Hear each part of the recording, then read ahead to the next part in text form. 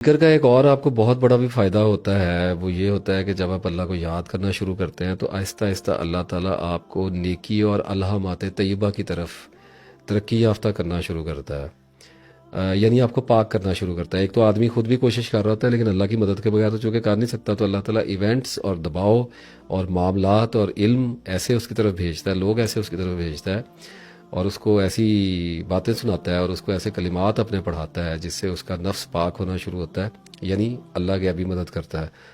تو اب وہ وہی والی بات ہے جیسے سورہ نور کی آیت ہے 6:4، اس میں الخبیثات للخبیثین اور پھر وہ والطیبات للطیبین کے الفاظ ہیں، تو وہ پوری آیت تو جو جس کانٹیکسٹ میں اتری تھی وہ حضرت عائشہ رضی اللہ عنہ اور حضرت صفوان رضی اللہ تعالیٰ عنہ کے اوپر جو تہمت لگائی گئی تھی اس کی برت کے لیے اتری تھی، لیکن اس وقت ہم نے جو اس میں سے لیا ہے وہ یہی ہے کہ بری باتیں جو ہوتی ہیں الخبیثات، بری باتیں، گندے کام جو ہوتے ہیں وہ خبیثین برے لوگوں کے لیے ہوتے ہیں، اور اچھی باتیں طیبات جو ہوتی ہیں وہ طیب لوگوں کے لیے ہوتی ہیں۔ تو جب آپ اللہ کے نام سے اپنے آپ کو پاک کرنا شروع کریں گے تو اللہ تعالیٰ آپ کو ایسے خیالات، آپ کو ایسے وسائل، آپ کو ایسے سورسز دینا شروع کرے گا، آپ کی زندگی میں ایسے معاملات کرے گا جسے آپ کو طیبین میں سے لے جانا شروع کرے گا، پاک کرنا شروع کر دے گا، اور آپ کے ارد گرد جو برے لوگ ہیں ان کو دور کر دے گا، آپ کے ارد گرد کی کمیونٹی کو سب کچھ چینج کر دے گا، اللہ آپ کی پوری زندگی کو بدل دے گا انشاءاللہ تعالیٰ۔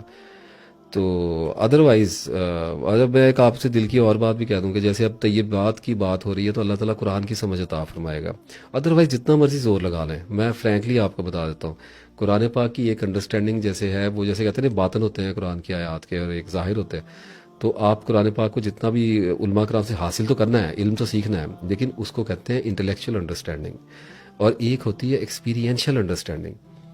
وہ ایکسپیرینشل انڈرسٹینڈنگ آپ کو تب آتی ہے جب آپ کا مائنڈ پاکیزگی میں ہوتا ہے، سنک کر رہا ہوتا ہے۔ تو اب قرآن کا باطن ایسا ہے کہ اب آپ بار بار ایک آیت میں سے گزر رہے ہیں لیکن وہ آپ کو نہیں سمجھ آئی، لیکن اچانک آپ ذکر کر رہے ہیں اور اس کے ساتھ قرآن کی آیت میں سے گزریں گے تو اللہ آپ کو وہ سمجھا دے گا اور وہ آپ کی نفسیات کو بدل دے گی، اور اس سے وہ آپ لوگوں کی بھی نفسیات کو چینج کر سکیں گے۔ اس کی ایک مخصوص سمجھ ہوتی ہے جو آپ پہ وارد ہو جاتی ہے، اس کو باطن کہتے ہیں۔ اور پھر ایک تیسرا بھی ہوتا ہے کہ راز بھی ہوتے ہیں، اللہ تعالیٰ دے دیتا ہے اپنے بندوں کو، اور وہ ان کی نشانیاں تو یہ ہوتی ہیں کہ جس کو بتایا جاتا ہے وہ بھی ششدر رہ جاتا ہے، اور وہ آگے جب کسی کو بتاتا ہے تو پوری دنیا وہ بھی ششدر رہ جاتی ہے۔ تو یہ قرآن کی ایکسپلینیشنز ہوتی ہیں۔ تو اس میں بہرحال یہاں تک رسائی کا بتانے کا مقصد تو یہی تھا کہ اللہ تعالیٰ طیب ذرائع کو آپ کی طرف بھیجے گا اور آپ کے ذہن کو پاکیزگی عطا کرے گا۔ اس کے لیے پھر صبر، توکل، تقوی، علم، توبہ، تزکیہ نفس، ان چیزوں کو ساتھ لے کے چلنا پڑتا ہے، صبر کے ساتھ چلنا پڑتا ہے۔ علامہ صاحب نے کہا تھا نا، ہزاروں سال نرگس اپنی بے روری پہ روتی ہے، تب کہیں جا کر ہوتا ہے چمن میں تیدہ ور پیدا۔ شعر مجھے پورے یاد نہیں رہتے۔ تو اللہ کے بنائے ہوئے بس آزمائشی سسٹم میں سے گزرنا ہے اور گزرتی رہنا ہے، اور اللہ تعالیٰ کی طرف اپنا رویہ جو ہے وہ ہر ممکن حد تک بہترین رکھنے کی کوشش کرنی ہے، اور اپنے بیلنسز کو فائنڈ کرنا ہے۔ ریکمنڈیشنز دے رہا ہوں، پوائنٹرز دے رہا ہوں، کوئکلی دے رہا ہوں کہ اپنے بیلنسز کو فائنڈ کرنا ہے، انتہاؤں میں نہیں جانا، جب بھی کسی انتہا میں جائیں تو واپس آنا ہے، سینٹر لائن میں رہنا ہے، اور اس کے بعد اپنی ایکسٹریمٹیز کو آبزرو کرنا ہے۔ بیلنس آپ تب فائنڈ کریں گے جب آپ اپنی ایکسٹریمٹیز سے واقف ہو جائیں گے اور اپنی ایلوژنس پہ کام کرنا شروع کریں۔ آدمیوں کو اپنے بارے میں، عورتوں مردوں کو مغالطے بہت ہوتے ہیں، اپنا پتہ ہی نہیں ہوتا، دوسروں کو پتہ ہوتا ہے آپ کیسے ہیں، آپ کو نہیں اپنے بارے میں۔ بہت سے ایسے زندگی کے رخ ہوتے ہیں آپ کی شخصیت کے جو آپ جانتے نہیں ہیں، تو ان سے اویئرنیس پیدا کریں، اپنی برائیوں کو پہچاننا شروع کریں، نارمل لائف گزارنے کی کوشش کریں، اور ذکر کریں، اللہ تعالیٰ کو یاد کریں، اور دیکھیں نارمل لائف کی نشانی یہی ہوگی، کسی پریکٹس میں نہ جائیے گا، کسی بھی روحانی پریکٹس میں کبھی نہ جائیے گا، آپ نارمل رہیں گے، سیف رہیں گے،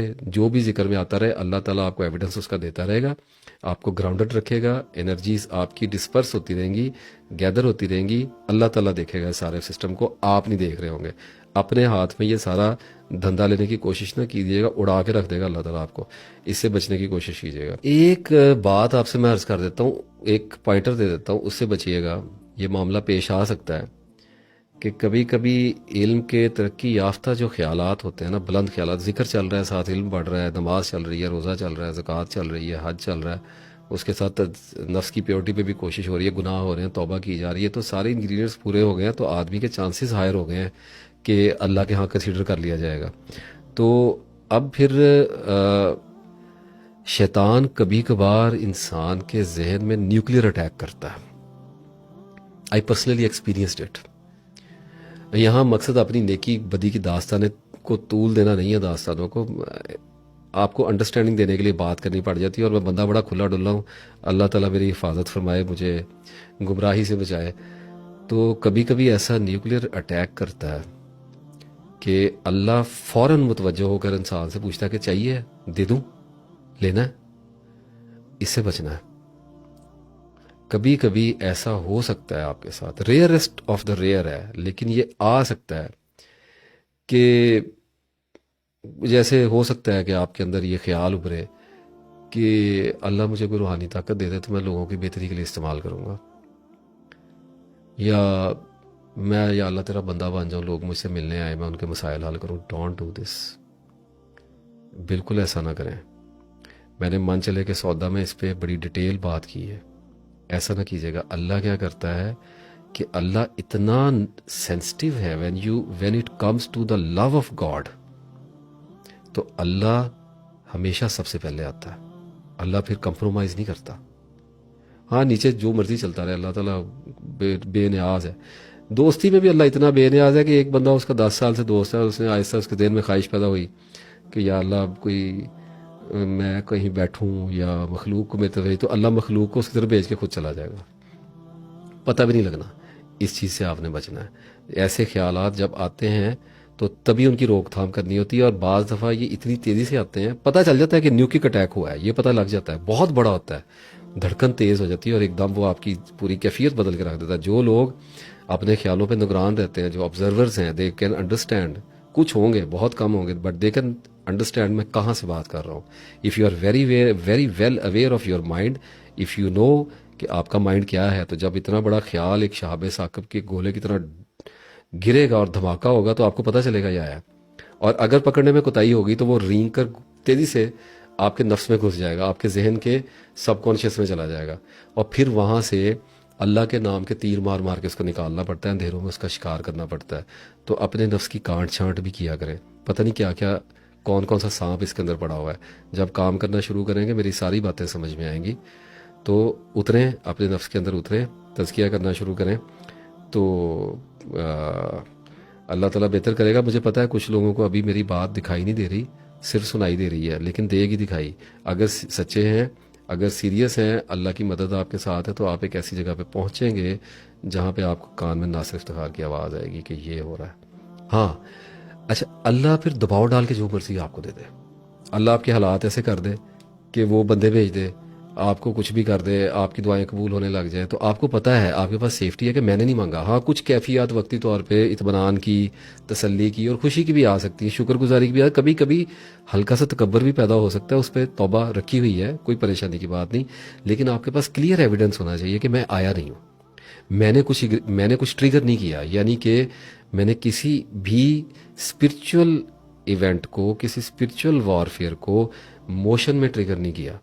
یہ گارنٹی آپ کو اپنے اندر خود دینی ہوگی، خود اپنے آپ کو. اس کے ساتھ آپ کو چلنا ہوگا. بس اگر ہونے لگ گئی ہیں، دعائیں قبول ہونے لگ گئی ہیں، کچھ اس قسم کے کام آپ کے ساتھ اسپرچول ہونے لگ گئے ہیں، تو خوش ہونے کی کوئی ضرورت نہیں ہے، ایکسائٹمنٹ کی کوئی بات نہیں ہے. کس چیز پہ ایکسائٹڈ ہو رہا ہے آدمی؟ کیا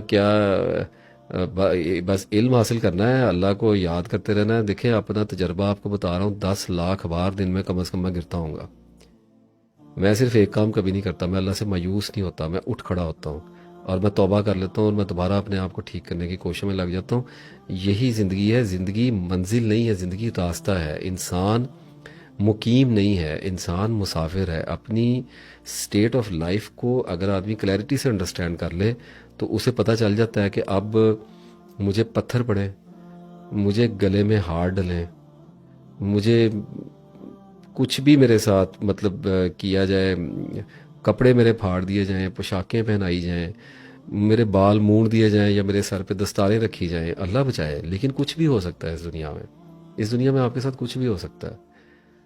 تو آدمی گرتا تو ہے، کمزور تو پڑتا ہے، لیکن صبر کے ساتھ ہی چلنا ہے. اللہ سے دعا مانگنی پڑتی ہے کہ یا اللہ اب جو کچھ بھی تو میرے ساتھ کرے، تو نے وعدہ جو کیا ہے کہ میرے نفس کی کشائش سے زیادہ نہیں کرے گا، تو مجھے اس سے زیادہ تکلیف میں نہ ڈالنا اور مجھے تکبر میں گرفتار نہ کر دینا.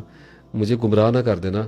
اور دیکھیں میں آپ کو ذاتی تجربے سے ایک بات بتا رہا ہوں، ہدایت اسٹیٹک ریالٹی نہیں، کانسٹنٹ نہیں ہے، یہ چھن بھی جاتی ہے۔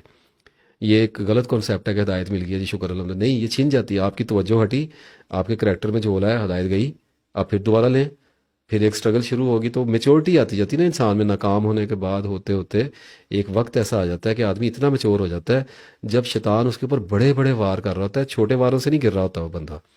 تو یہ بڑی انٹرسٹنگ ایک بیٹل میں شفٹ ہو جاتی ہے، اور بڑا موت تک جو ہے وہ ایک کلرفل لائف شروع ہوتی ہے، اور بہت کچھ دکھائی بھی دیتا ہے اور بہت کچھ سمجھائی بھی دیتا ہے۔ دیکھیں یہ جو اسٹیٹک ریالٹیز کی بات ہے نا کہ ایک دفعہ ہدایت مل گئی دوبارہ نہیں جائے گی، دیکھیں اللہ تعالیٰ کا سسٹم جو اس سیارے پہ چل رہا ہے وہ آزمائش کا سسٹم ہے، ٹیسٹ کا سسٹم ہے۔